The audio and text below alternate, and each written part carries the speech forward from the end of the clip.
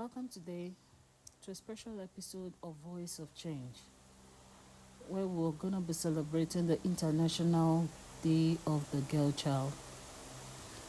This year theme is one that is close to my heart: breaking the glass ceiling, girls, and leadership. In today's topic, I'm going to be talking about tremendous importance because in every corner of the globe, girls face different kind of challenges that keep them from realizing their full potential. I don't know how many of us are having these issues in the place where we are born, or place where we originated from, like around here in Africa, precisely Nigeria. Most people are still having the issue accepting girls as important folks in the society. But we are here to talk about the hope, the change, and the leadership. So grab your headphones because today we are going to dive in so deep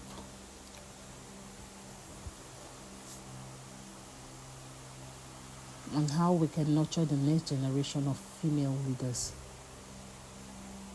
You're welcome to today's talk show. I am your host, Mom Siba, where we talk about everything relationship and family perspectives.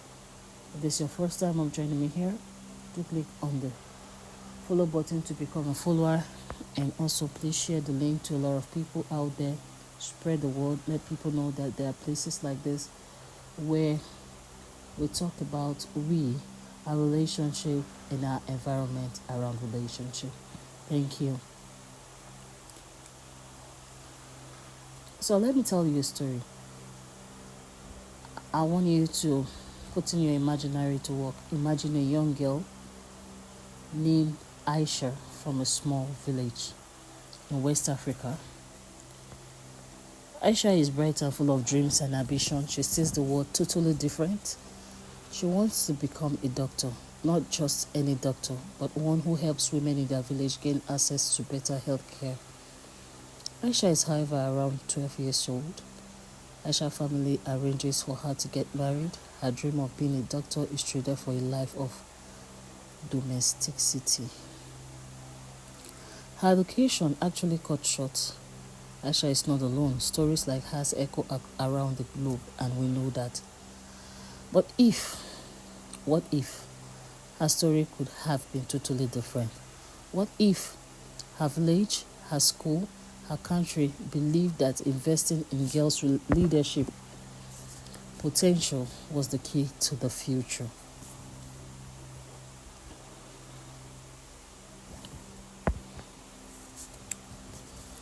The power of girls' leadership. Girls like Aisha represent untapped power. Data from the UN shows that when girls are given equal access to education, they are more likely to lead healthier, more prosperous living. Studies have shown actually that every additional year of an education for a girl increases her future, her income by up to 20%. But leadership isn't just about financial independence. It is also about empowering girls to think beyond limits, to take on roles that shaping their communities and ultimately the world. This word leadership actually starts. It starts with making sure that girls believe that they can lead. What is the need for support of girls in schools and in homes, and in their society? What's the need for support? So how do we encourage this growth in girls from a young age? It starts from places that they can spend most of their times, like in the schools. Here, this is a call to a lot of proprietors, a lot of guidance, a lot of tutors. You can start this from your place of work, the school. It starts from home, a call to parents out there. It starts from the wider communities. In schools, actually, we need to empower girls to take on leadership roles. whether it's running for class president or leading a project in science classes. Program that, expatiates on or emphasizes on leadership skills like critical thinking, communication, and teamwork should be prioritized for girls, making sure that they see themselves as capable of more than what traditional gender roles suggest. Most times in school, you see, then when I was growing up, in the science classes, we have more of guys more than ladies. And it was like a bragging then that guys were, better for science classes. But thank God I beat it. I was in the science class, So at home, parents play a very crucial role. A girl's first mentors are actually her parents, encouraging independence, supporting her ambition, and believing in her capabilities, and actually lay a solid foundation for her confidence. Children actually learn more from their parents. I know they spend almost half of their time with their friends, peers, and in the school, but also the major half where they have to calm down and they are not in control. But right now they are in just a kind of a watching section. They can learn faster, all right, by watching their parents, seeing what their parents are doing. So we parents, we have to be very careful. It's not the time for us to play blames. Mommy, you have to take care of the child. Daddy, you have to. There's something about co-parenting. And co-parenting is not just them being physically present. It's about them working in unity to make sure that the children see better things to learn from. Like something like love. Something like, if there is love actually, teaching the children how to go and how to flow, it's made easy. Society at large needs to invest in policies that support girls' development, from providing equal education opportunities to providing and promoting campaigns that combat harmful stereotypes about what girls can and what girls cannot do. This includes gender-sensitive policies, mentorship programs, and creating spaces where girls can see role models in their leadership roles, be it in government, businesses, or activism. Now, I think government should even make it, even apart from the government, there should be a time where people who the children see as someone they respect in the society, celebrities, impactful celebrities. I don't mean celebrities who have ended up making themselves a mockery, but people who still have good esteem that people can copy from. Yes, those kind of celebrities most times can come into the school, or parents or people who are into coaching can go into school and coach the children and teach them things that most times the teachers do not have the time to teach them. This coaching to build up their esteem can actually help kids in our girls' world. Breaking what breaks a child's or a girl's willpower. We are talking about girls because the girl thing. Now, but what often breaks a girl willpower? Do you know it?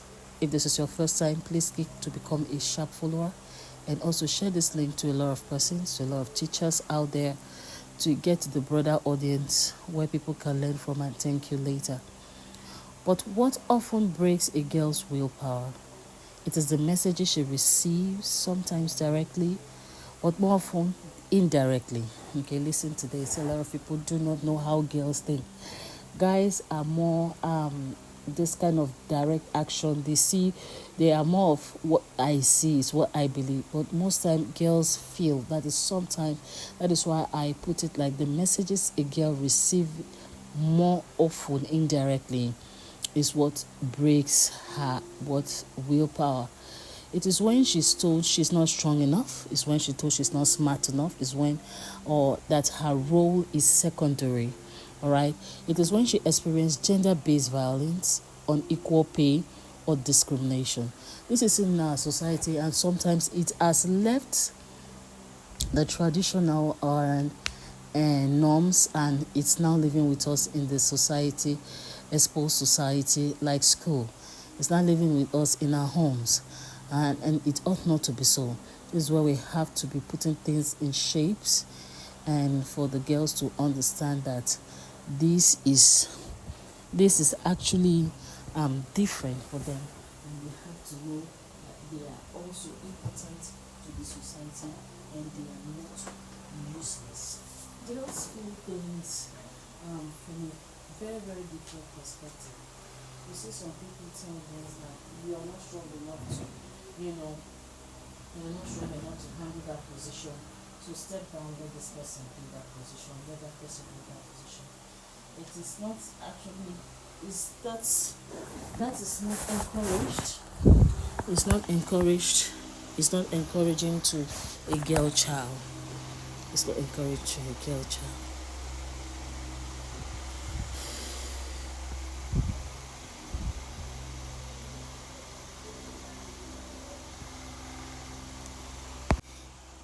What actually breaks a girl's willpower is when you silence her voice, the dismissal of her ideas, and the subtle suggestion that, leadership is not for her. You make her understand that leadership is not for her. We can avoid to let these cultural and societal barriers continue to leap the wings of girls. In fact, we have to actively work to break them down. What are the possible actionable steps that I'm going to be telling you that's going to help empower girls? Let's talk about it. Number 1, mentorship programs. When schools and community centers create mentorship programs where girls are paired with successful women, most times women who have actually seen life, who really understand this particular feminism, and could talk to them about it and to build their courage. All right, who have leadership skills. All right, having a mentor can provide guidance, support, and the encouragement needed to pursue their goal. Parents should also, put movies for their children, play movie for their children who shows a girl in authority, a girl in position, a girl doing many things. And because of this, it also helps build their willpower. Now, number 2, also I can be telling you, is leadership workshop. Workshops in schools that focus on leadership skills such as problem solving, decision making, public speaking are very, very essential. These workshops should be designed to give girls a space to grow and express themselves. 3, create safe spaces.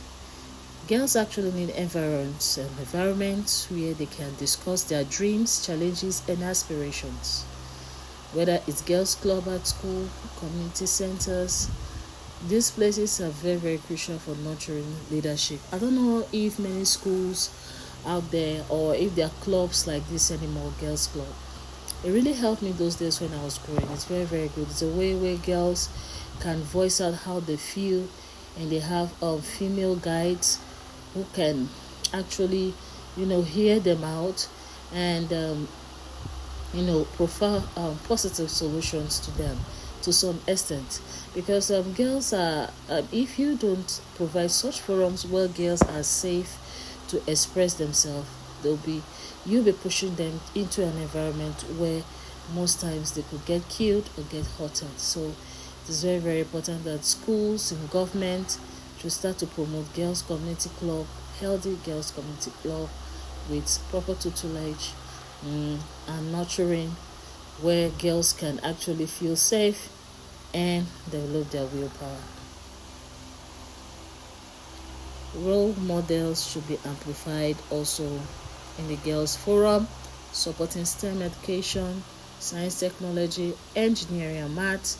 It's a game changer. Globally, women are underestimated here, underrepresented in this field. But early support for girls in science and technology can actually open new doors for leadership. What can breakthrough leadership achieve? Let's dream for a moment.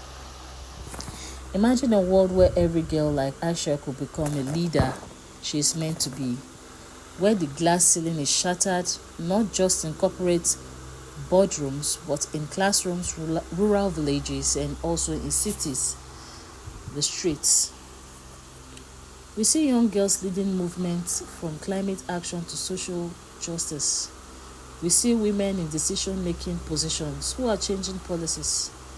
Here in Nigeria, we see Mrs. Okojo Iweala. We see a lot of women, okay, improving healthcare.